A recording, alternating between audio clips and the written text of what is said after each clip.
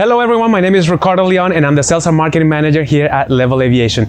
Today I'm going to show you how to install the BOM using a strut mount. Here you can see a strut mount that is already installed. The first thing you have to do is measure the width of your strut. Just eyeball it and you can adjust it with these two screws. So once you do that, you will install the strap back in and you will tighten the strap. Next step is to insert the strap through the loop and make it as tight as you can. So now we have two choices. You can either tie this with using tie wrap, or you can cut the leftover strap. Just remember, do not leave the leftover strap behind because it might damage the BOM. Next, install your BOM. Secure the BOM using the two screws.